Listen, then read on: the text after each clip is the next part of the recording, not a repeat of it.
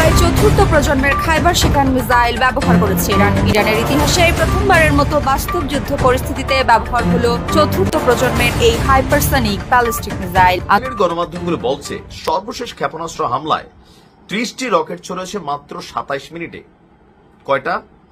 আসসালামু আলাইকুম ভিউয়ার্স, দেশ ও দেশের বাহির থেকে যারা আমার ভিডিওটি প্লে করেছেন জানাচ্ছি আন্তরিক শুভেচ্ছা অভিনন্দন। আশা করি সবাই ভালো আছেন, সুস্থ আছেন, আলহামদুলিল্লাহ। তো ভিউয়ার্স, ট্রাম্পের উপরে ক্রোধ ঝাড়তে গিয়ে একসঙ্গে 4 দেশে কিয়ামত ঘটায় দিল ইরান। ইরানের এই ক্ষেপণাস্ত্র হামলার জবাবে এই 4 দেশ তথা কাতার, বাহরাইন, কুয়েত ও বিভিন্ন অঞ্চল ইরাকে কিভাবে তারা এর প্রতিহত করতে যাচ্ছে, অটোমেটিক্যালি যুক্তরাষ্ট্রের সাথে যুক্ত হয়ে তারা একযোগে কি ইরানের উপরে ধ্বংসকরী হামলা চালাবে? ইরান এজন্য প্রস্তুত, কেননা ইরান আগামী 2 বছরের যুদ্ধ প্রস্তুতি নিয়েই ইসরায়েলের উপরে অ্যাটাক করেছে। তাহলে কি যুদ্ধবিরতি এখানে ঘটবে নাকি এই যুদ্ধটা আরও ভয়াবহ কোনো সংঘর্ষে জড়াচ্ছে? আসুন বিস্তারিত আরো থাকছে রিপোর্টে।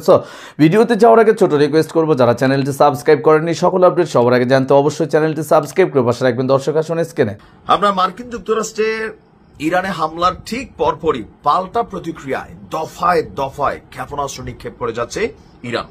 ইসরায়েলের গণমাধ্যমগুলো বলছে সর্বশেষ ক্ষেপণাস্ত্র হামলায় 30টি রকেট চলেছে মাত্র 27 মিনিটে। কয়টা? 27 মিনিটে 30টা, তার মানে 1 মিনিটে আমরা 1 মিনিট 10-20 সেকেন্ডে একটা মারা হয়েছে। প্রতিবেদনে বলা হয়েছে এসব হামলা মূলত ইসরায়েলের সামরিক ঘাঁটি এবং কৌশলগত লক্ষ্যবস্তুগুলোর দিকে চালানো হয়েছে। যদিও ক্ষয়ক্ষতির বিস্তারিত এখনো সামনে আসেনি, তবে এমন ধারাবাহিক হামলা মধ্যপ্রাচ্যে চলমান উত্তেজনাকে আরো উস্কে দিচ্ছে। বিশ্লেষকদের মতে এই পরিস্থিতি আঞ্চলিক যুদ্ধের দিকেই ধাবিত হবে এবং কূটনৈতিকভাবে এটার উত্তেজনা প্রশমনের উদ্যোগ নিতে হবে। কেন? কোন কূটনীতি ফুটনীতি বুঝি না, যত কূটনীতি আছে সব আমেরিকার কথা বলে।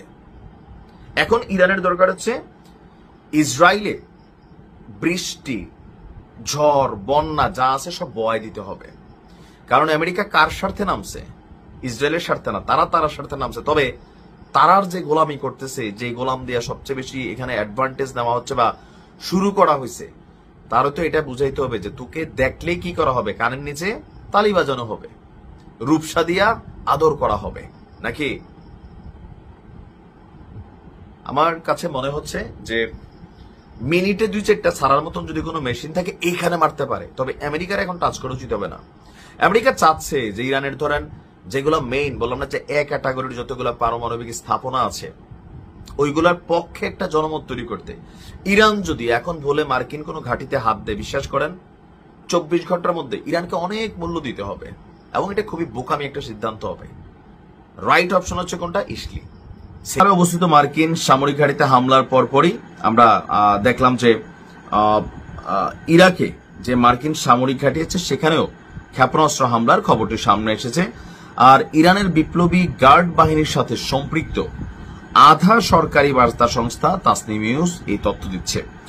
সংবাদ মাধ্যমটি বলছে আপনার বিশরত ফাতেহ এবং ইয়া আবা আব্দুল্লাহ নামক যে স্পেশাল ভার্সনের ইরানের ক্ষেপণাস্ত্রগুলো আছে সেগুলাই ইরান আপনার ছড়েছিল। এসব হামলায় একাধিক ওয়ারহেড অথবা ক্ষেপণাস্ত্র বহনে সক্ষম এরকম খাইবার ক্ষেপণাস্ত্র নিক্ষেপ করা হয়েছে। মানে পরমাণু বোমা সহ মারা যাবে বা একের ভিতরে অধিক ক্লাস্টার অথবা আরো যে মেশিনারিজ গুলো আছে শর্টকাটে ওইগুলা ব্যবহার করা যাবে এমন ক্ষেপণাস্ত্র কিন্তু ছড়িয়ে দিয়েছে। এখন ক্ষয়ক্ষতির পরিমাণ এটা আপাতত আমি যখন নিউজটি করছি তখন এই তথ্য আসেনি, তবে মতান্তরে কেউ বলছেন আমেরিকার মার্কিন সেনাবাহিনীর কোন সদস্য হিসেবে মারা যায় না, তাদের বেস্টেজ যেগুলো আছে এগুলো ক্ষতিগ্রস্ত হয়েছে অথবা আপনার আরো ভিন্নতা আসছে। এখন ইরান কি থাইমা যাবে নাকি না 2টা মাইরা বলে তোমরা একটা মারছো আমরা 2টা মারছি পাল্টা জবাব দিলাম, তো যুদ্ধটা এখানে থামানোর জন্য না। ইরান বলতেছে ভাই লড়াই করতে নামছি, এবার কিন্তু থামবো না। ডায়লগ গুলো দেখেন না গণমাধ্যমে যে আসে, ইসলামের জন্য লড়াই করছি। আর আমরা তো বৈশা বৈশা পাটফারি করতেছি, মিশা কথা কইতেছি, সিটিং করতেছি, কিন্তু যারা এগুলোর জন্য দিনরাত খাটতেছে তাদের অবস্থান কি?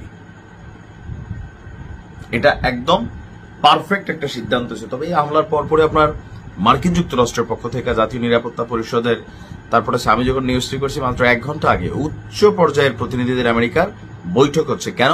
যে ইরানকে থামাইতে হবে। আমরা এত বড় রাষ্ট্র, আমি একটা হাতির মতন রাষ্ট্র, আমি একটা কি বলা হয় যে একটা ওই বিলের কাছে হার মানবো, অনেকের কাছে এরকম একটা ফিলিংস আছে না আছে, সেইটাকেই কাজে লাগাচ্ছে ইরান। কারণ জনগণ তাদের পক্ষে আছে বিশ্বব্যাপী। এই তো মাত্র শুরু, খেলা অনেক বাকি আছে গুরু। ইরান বলছিল যে ভাই তোমাদের সাথে আমাদের ঝগড়া আছে না, তো তোমরা তার পক্ষ নিয়ে কেন আসতেছো? এটা আমাদের ডিউটি। আচ্ছা তাহলে মেশিনারিজ দিবা? হ্যাঁ। কত ঠিক আছে, তুমিও খাও। একদম জায়গা মতো দিছে। আরো 2-4-10টা গাড়িতে ইরানের ভালোবাসা দেওয়া উচিত, থাকে না? তো ইনশাল্লাহ আরো ভালো কিছু হবে। আসসালামু আলাইকুম। দর্শক, স্ক্রিনে আমরা সে সম্পর্কে বিস্তারিত জানাম। এই বিষয়ে আপনাদের মতামত কমেন্টে জানান। কেউ ভিডিওটি স্কিপ করবেন না। ইরান ও ইসরায়েলের ভেতরে যুদ্ধবিরতির ঘোষণা হয়েছে গত রাতে, কিন্তু ডোনাল্ড ট্রাম্পের মাধ্যমে যে কোনো ঘোষণাই যেন এখন ইরানের জন্য বড় ধোঁকা। বিগত কয়েকদিন পূর্বে 2 সপ্তাহের সময় দেওয়ার পরেও কিন্তু 2 ঘন্টার মধ্যেই ইরানের পারমাণবিক স্থাপনায় হামলা চালিয়েছে ডোনাল্ড ট্রাম্প তথা যুক্তরাজ্য মার্কিন। এদিকে গত রাতে যুদ্ধবিরতি ঘোষণার পর ইসরায়েল আবারও নতুন করে ইরানের উপরে ব্যাপকভাবে ক্ষেপণাস্ত্র ছুড়েছে। তাহলে এই বিরতি কোথায়, নাকি এটা সংঘর্ষ জড়িয়ে যাচ্ছে পুরো বিশ্বব্যাপী? বিস্তারিত থাকছে আরো রিপোর্টে। খুব নাটকীয়ভাবে ইরান, ইসরায়েল বা যুক্তরাষ্ট্রের মধ্যে সংঘাত শেষ হলো। সংঘাতের শেষ পর্ব খুবই উত্তেজনাকর ছিল, যে ইরান একযোগে কাতার এবং ইরাকে মার্কিন ঘাঁটিগুলো লক্ষ্য করে ক্ষেপণাস্ত্র হামলা চালায়। এবং এটি এমন না যে খুব গোপনীয় ছিল। যেমন মার্কিন হামলা যে করা হবে ইরানে 3টি পারমাণবিক স্থাপনায়, এটি যেমন প্রকাশ্যে ছিল। যখন রওনা হয়েছে বোমারু বিমানগুলো, তখনও গণমাধ্যমগুলোতে প্রকাশ হচ্ছে। সব পক্ষই জানান দিয়ে কেন এই হামলা, পাল্টা হামলা, এটি একটি রহস্য রয়ে গেল। যেমন এখানে বিবিসির খবরে বলা হচ্ছে, মার্কিন ঘাঁটিতে হামলার আগে ইরান কেন সতর্ক করেছিল, ইরানের পক্ষ থেকে ক্ষেপণাস্ত্র হামলা চালানো হয়েছিল এবং কেন সতর্ক করা হয়েছিল, যার কারণে গতকালকেই দেখেছেন যে কাতারের মার্কিন দূতাবাস, সেখানে সবচেয়ে বড় শক্তিশালী যেই বিমান ঘাঁটি, সেখান থেকে মার্কিন প্রায় 10,000 সৈন্যদেরকে সরে যেতে বলেছে।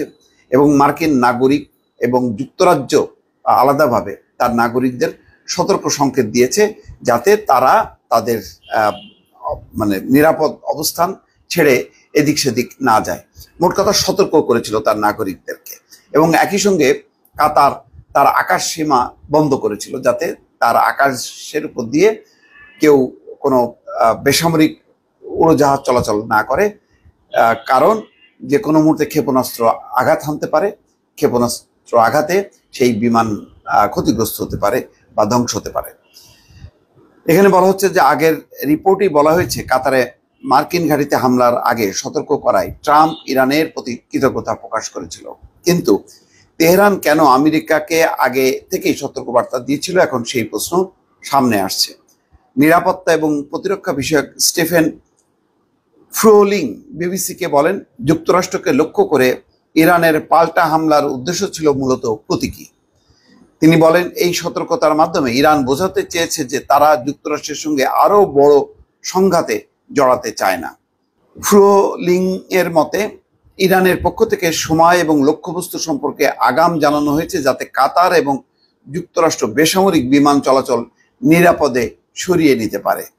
তিনি যোগ করেন, এই সতর্কতা যুক্তরাষ্ট্র এবং কাতারকে এক ধরনের বার্তা দেয় যে ইরান সংঘাত সীমিত রাখতে চায় শুধু ইসরায়েলের সঙ্গেই, কারণ সংঘাত বাড়লে তারা সাময়িকভাবে পিছিয়ে পড়তে পারে। ফ্রোলিং বলেন, এর আগেও ইরান এমন লোক দেখানো হামলা চালিয়েছিল, যেমনটা হয়েছিল ট্রাম্পের প্রথম মেয়াদে কাসেম সোলাইমানির হত্যাকাণ্ডের পর। ইরান বরাবর এই ক্ষেত্রে বড় ধরনের সংঘাত চায় না, কিন্তু ইরান তার অবস্থান কখনো ক্ষুণ্ণ করে না এবং সে তার ভেতরকার যে প্রস্তুতি সেটা কিন্তু ঠিকই রাখে। কিন্তু যেহেতু এখনো যুদ্ধ, অস্ত্র শস্ত্র, তার আধুনিক উৎকর্ষতায় মার্কিন যুক্তরাষ্ট্র এগিয়ে আছে, আর যখনই ইসরায়েল সংঘাতে জড়ায় তখনই মার্কিন যুক্তরাষ্ট্র যুক্ত হয়। সুতরাং ইসরায়েল এবং আমেরিকাকে একযোগে মোকাবেলা করা ইরানের পক্ষে এখনো পর্যন্ত সম্ভব না। আর এমন না যে যখন নাকি ইসরায়েল এবং আমেরিকা একসঙ্গে যুক্ত হয় ইরানের বিরুদ্ধে, তখন ইরানের পাশে চীন বা রাশিয়া এসে দাঁড়ায় বা মধ্যপ্রাচ্যের অন্য কোনো শক্তিশালী দেশ দাঁড়ায়। সুতরাং ইরানকে একাই লড়তে হয়। সেই কারণে ইরান বারবার মার খায়, পিছু হটে, কিন্তু তারা ভেঙে পড়ে না, তারা আবারও শক্ত হয় এবং অপেক্ষায় থাকে যে একদিন শক্তি সঞ্চয় করে তারা একেবারে সময় মতো বা যথোপযুক্ত জবাব তারা দেবে। দর্শক ভালো থাকবেন, আল্লাহ হাফেজ। দর্শক, স্ক্রিনে আমরা সে সম্পর্কে বিস্তারিত জানলাম। সো ভিডিও এই পর্যন্ত। ভালো লাগলে লাইক অ্যান্ড কমেন্ট করবেন। দেশের সকল আপডেট সবার আগে জানতে অবশ্যই চ্যানেলটি সাবস্ক্রাইব করে পাশে রাখবেন। দেখা হবে পরবর্তী ভিডিওতে ইনশাআল্লাহ। আসসালামু আলাইকুম ওয়া রাহমাতুল্লাহ।